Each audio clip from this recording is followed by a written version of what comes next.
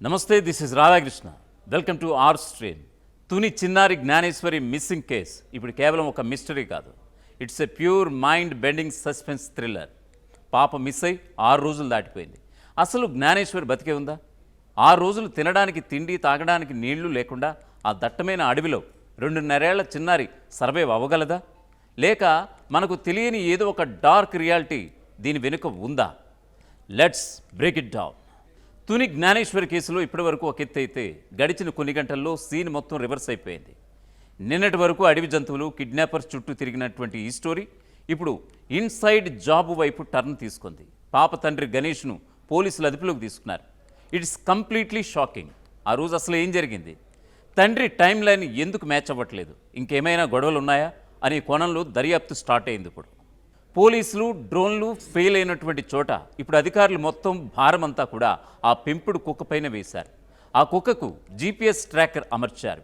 అది ఎక్కడ తిరుగుతుందో లైవ్లో ట్రాక్ చేస్తున్నారు. ప్రస్తుతం అది పామ్ ఆయిల్, కొబ్బరి, జీడి మామిడి తోటల్లో తిరుగుతోంది. కానీ ఇక్కడే ఒక క్రేజీ క్లూ కూడా దొరికింది. సిహెచ్ అగ్రహారంలోని ఓ పామాయిల్ తోటలో ఇనుప కంచి దగ్గర కుక్క వెంట్రుకలతో పాటు చిన్నారి వెంట్రుకలు కూడా దొరికాయి. ఆ కంచి దగ్గర చాలా వేలుముద్రలను ల్యాబ్ టీం గుర్తించింది. అంటే పాప ఆ కంచి దాటి వెళ్ళిందా, లేక ఎవరైనా లాక్కెళ్ళిపోయారా అన్న అనుమానాలైతే ఇప్పుడు సర్వత్రా వ్యక్తమవుతున్నాయి. పాప శనివారం మధ్యాహ్నం మిస్ అవ్వగానే గంట పాటు భారీ వర్షం పడింది. అంటే వర్షం వల్ల క్లూస్ అన్నీ కొట్టుకుపోయాయా? అందుకే డాగ్ స్క్వాడ్ కూడా కనిపెట్టలేకపోతోందా అన్నది ఇప్పుడు మిస్టరీగా మారింది. ఇన్ కేస్ పాప కిడ్నాప్ అయిందనుకుందాం. ఎవరైనా కిడ్నాప్ చేసి ఉంటే ఎక్కడో ఒక చోట సీసీటీవీలోనో రోడ్డు పైనో దొరికేవాళ్ళు కదా. కానీ నో క్లూ. అందుకే పోలీసుల డౌట్ ఇప్పుడు ఫ్యామిలీపైకి వెళ్ళింది.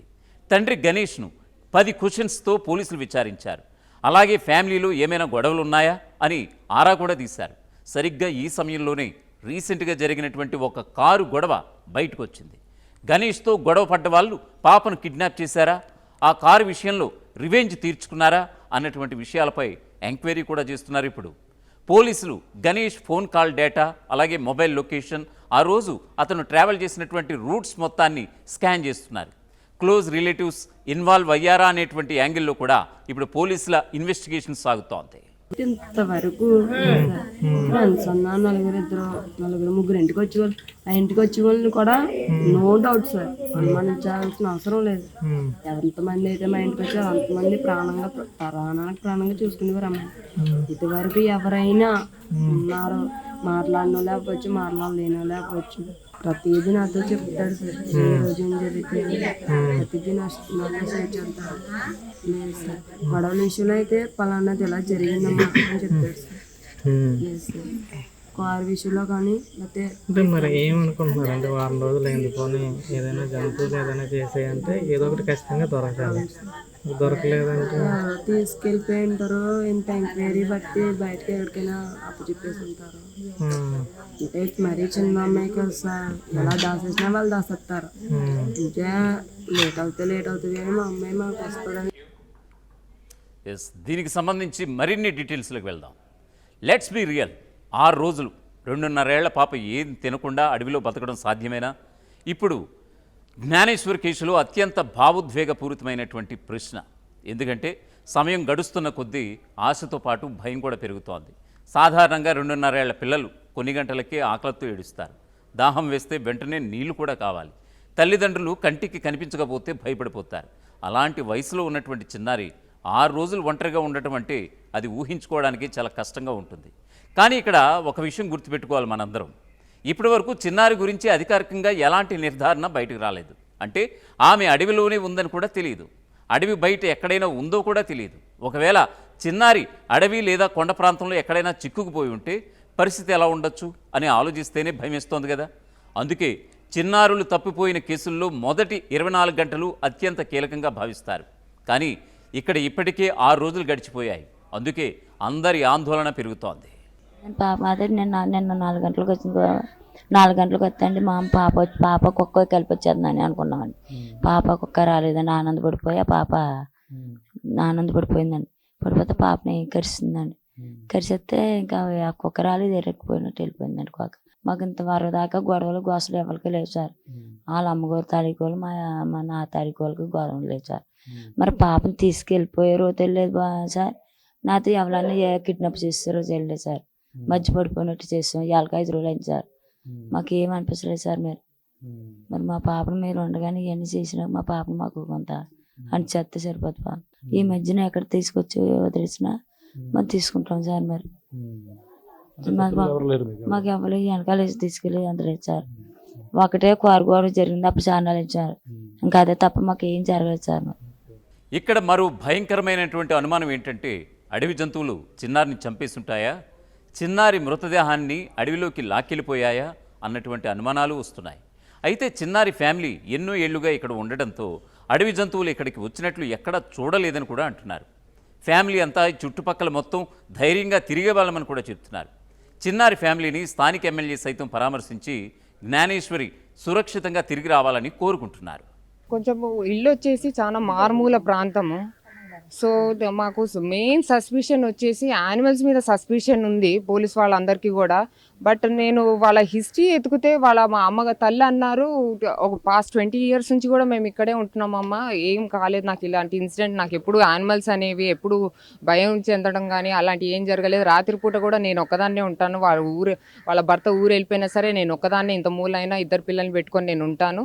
కాబట్టి నాకు ఆ నమ్మకంతో నేను ఎప్పుడు ఇలాంటి ఇన్సిడెంట్ జరగలేదు కాబట్టి ఆ నమ్మకంతో నేను ఆ పాపను బయట వదిలేసి లోపలికి వెళ్ళడం జరిగింది.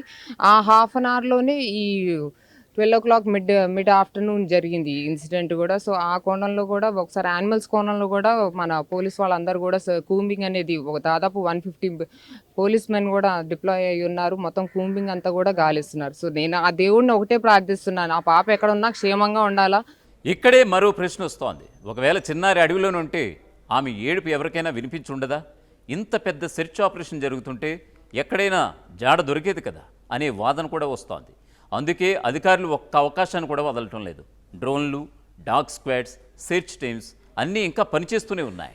10 టీమ్స్గా ఫామ్ చేసుకొని సర్చింగ్ పార్టీస్, విలేజెస్ ఎన్యూమరేషన్ అవని, కోంబింగ్, సర్చింగ్ పార్టీస్, అలాగా drones, dog squad, SDRF teams, QRT teams, all టీమ్స్తో ఈ రోజు వరకు చేస్తూనే ఉన్నాము. నిన్న ఒక చిన్న క్లూ వచ్చింది. ఆ మిస్ అయినటువంటి ఆ డాగ్ మళ్ళీ తిరిగి రావడము, యజమానురాల దగ్గరికి వెళ్ళడము, మళ్ళీ వెళ్ళిపోవడము.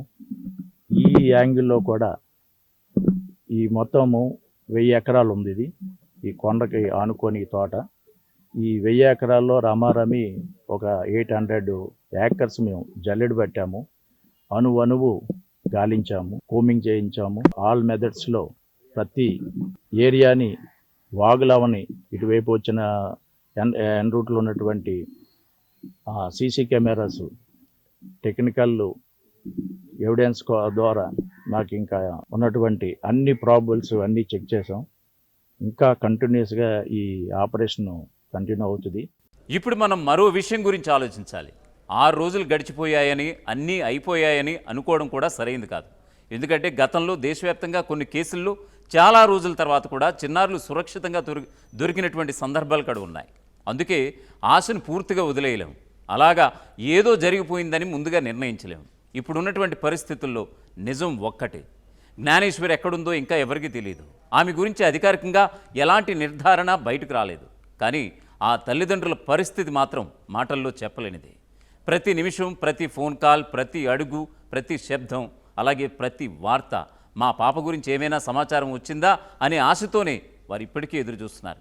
అందుకే ఇప్పుడు మొత్తం జిల్లా మొత్తం అంతా కూడా, రాష్ట్రం అంతా కూడా ఇప్పుడు ఒకటే కోరుకుంటోంది, జ్ఞానేశ్వరి ఎక్కడ ఉన్నా ఆ చిన్నారి సురక్షితంగా ఉండాలి అని, త్వరగా తన తల్లిదండ్రుల చెంతకు చేరాలి అని.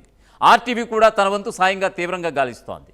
చిన్నారి ఆచూకీ కోసం అడవుల్లో, కొండల్లో ఆర్టీవీ నాన్ స్టాప్గా ప్రాణాలను పణంగా పెట్టి మరీ సెర్చింగ్ ఆపరేషన్లో పాల్గొంటోంది. ఎలాగైనా ఆ చిన్నారి ప్రాణాలతో తిరిగి రావాలని మనం కూడా కోరుకుందాం.